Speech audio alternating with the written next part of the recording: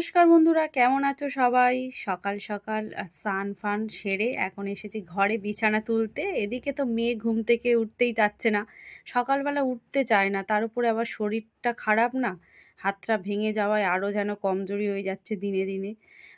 সুস্থ হতেই পারছে না, একটার পর একটা ওর সাথে এতটাই মানে ঘটনা ঘটছে। একটা রোগ থেকে ওটা তো একটু সুস্থ হয়, আবার ফের পরের রোগ ওর জন্য ওয়েট করে আছে।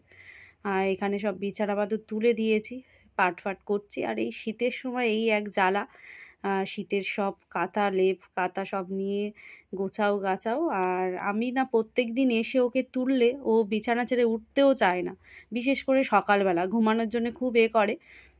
কিন্তু কত বেলা পর্যন্ত শুয়ে থাকে বলো? এই 8টা সাড়ে 8টা মতো এখন, প্রায় 8টার বেশি হয়ে গেছে ঘড়ির কাঁটায়।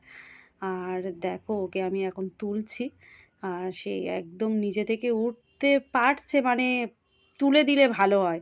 তাই ওকে এখন সবই আমাকে করতে হয়, বলো না, নামে বড় হচ্ছে, রোগ ওকে বড় হতে দিচ্ছে না।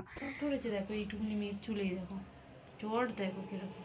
ইস, প্রত্যেক দিন কিন্তু তেল দিয়ে স্নান করাই, তাও এরকম জ্বর কেন গো? দেখো লাগছে শোনা, চুলগুলো না ছিঁড়ে যায়। চল ব্রাশ করে নিয়ে চল।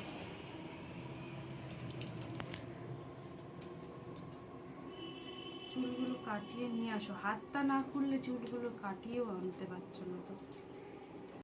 মেয়েকে তুলে দিয়ে বিছানা তুলে এবারে ঘর মুছতে এসেছি। আর বিছানা না তুললে না কোনো কাজই হয় না ঘরের, না একটু মোছামুছি করতে পারি, না টিফিন খাবো, বসবো, সবাই মিলে একটু বসা টসা সবই বিছানা উঠলে তবে করা যায়।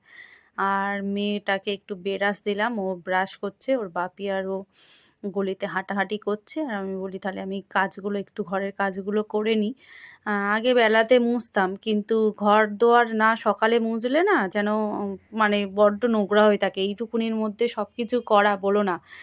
আর ছোট ঘর হোক আর যাই হোক, বাচ্চা যদি সুস্থ থাকে দেখবে মানে সব কিছু ভালো লাগে। আর বাচ্চা কাচ্চা যদি অসুস্থ হয়, শরীর খারাপ লেগে থাকে, দেখবে তোমার না খেতে ইচ্ছা করবে, না মানে কিছুই ভালো লাগে না।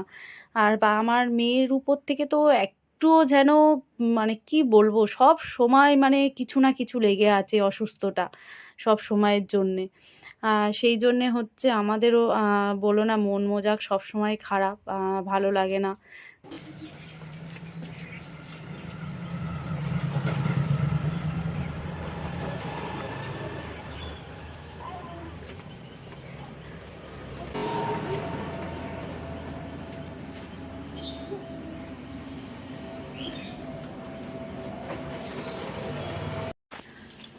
সকালবেলা একটু চা বিস্কিট করে খেলাম সবাই মিলে, মেয়েও খেলো আমাদের সাথে, বলো না চা করলেই খায়। আর এইখানে এখন রান্না বসিয়েছি, ডাল সিদ্ধ হচ্ছে, মুগের ডাল। আজকের বৃহস্পতিবার, আমরা নিরামিষ খাই। আর ফুলকপি আলু কেটেছি, বেগুনটা একটা কেটেছি কিন্তু দেখি পোকা, তাই 2 পিস হয়েছে। আর রান্না বসিয়েছি, আর এদিকে হচ্ছে মেয়েকে একটু ফল কেটে দিলাম। আপেলটা একটু ভালো খায়, আর লেবুটা হচ্ছে এবছর একটু খাচ্ছে, তবু মুখে দিচ্ছে, আগে তো খেতই না। ডান হাতটা ভেঙে যাওয়ার জন্য বাঁ হাত দিয়ে দিয়ে সব করছে, বলো কেন? মিষ্টি আছে কই? ডান হাতটা বের কর দেখি তুই।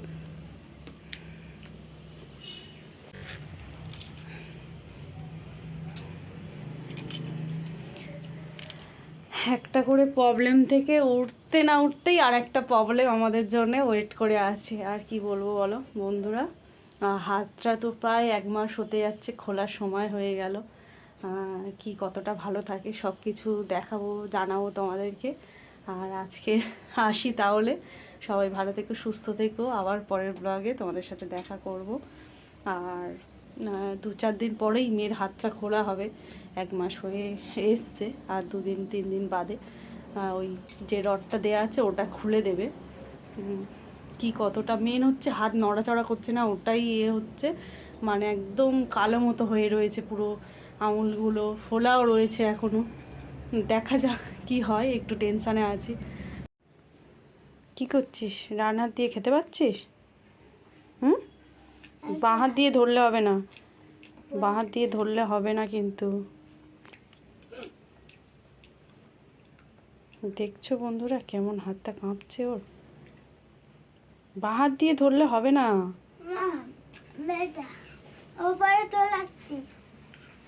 তুমি ডান হাত দিয়ে ধরো না, ওই হাত দিয়ে দেখো খেতে পারো কি। ডান হাত ছেড়ে বাঁ হাত ছেড়ে দাও, বাঁ হাত ছেড়ে দাও, দিয়ে দেখো ডান হাত মুখে তুলতে পারো কি।